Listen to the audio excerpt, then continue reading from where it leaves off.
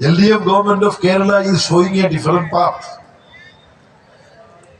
21 state governments in the country, they have introduced the anti-working class labor codes through state legislations. Center was pressurizing state governments, and many state governments, 21 state governments, not only BJP state governments,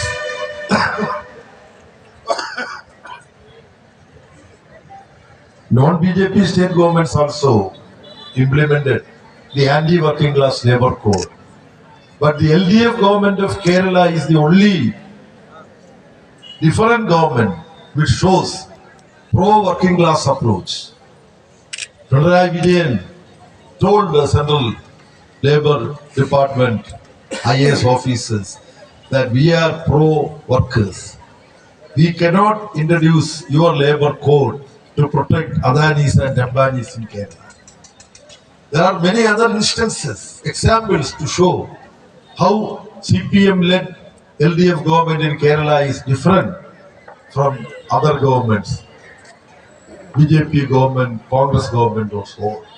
Therefore, we have to politically understand the prevailing situation in the country, and we should strengthen the red flag movement through people's struggles, through electoral battles, through movement of peasants, workers, students, youth, Adivasis and so on. మిత్రులారా,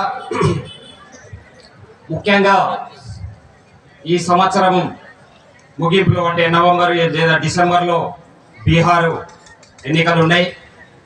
అలాగే next year వచ్చే సంవత్సరం మొదటి నెలలో లేదా జనవరి ఫిబ్రవరి ఆ ప్రాంతంలో కేరళ, తమిళనాడు, పాండిచ్చేరి, అలాగే వెస్ట్ బెంగాల్, అస్సాం తదితర రాష్ట్రాల ఎన్నికలు ఉన్నాయి.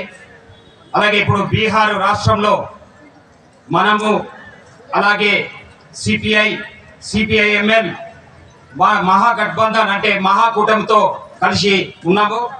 ఇప్పుడు ఆ మహారాష్ట్ర ఏదైతే బీహార్ అసెంబ్లీలో మనకి 2 సీట్లు ఉన్నాయి, సిపిఐకి 2 ఉన్నాయి, అలాగే సిపిఐఎంఎల్కి 12 సీట్లు ఉన్నాయి. ఆ రకంగా ఒక బలమైనటువంటి ప్రతిపక్షంగా ఈరోజు బీహార్ అసెంబ్లీలో ఉన్నాం.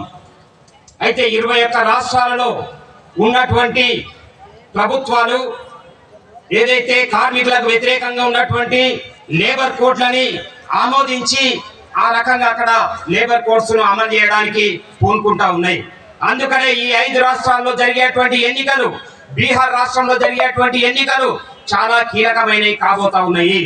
ఎందుకంటే దేశంలో బీజేపీ ఏదైతే ప్రజా వ్యతిరేక విధానాలు అవలంబిస్తున్నదో వాటికి వ్యతిరేకంగా ప్రతిఘటన రావాలి అంటే ఈ రాష్ట్రాల్లో ప్రజలని ఐక్యం చేసి ఆ రకంగా బీజేపీకి వ్యతిరేకంగా నిలబెట్టాల్సినటువంటి అవసరం ఉంది.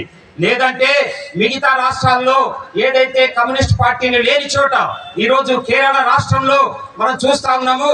మనల్ని లేబర్ కోడ్స్ ఇంప్లిమెంటేషన్ చేయమని మనల్ని అడిగారు.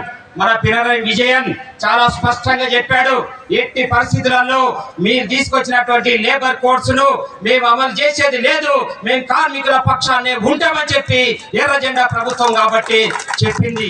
ఈ విషయాన్ని మనం ప్రజలకు చెప్పాలి.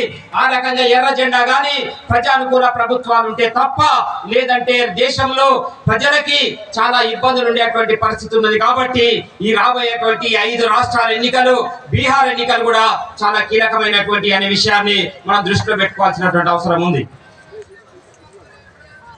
I should very briefly touch the international developments also. In fact,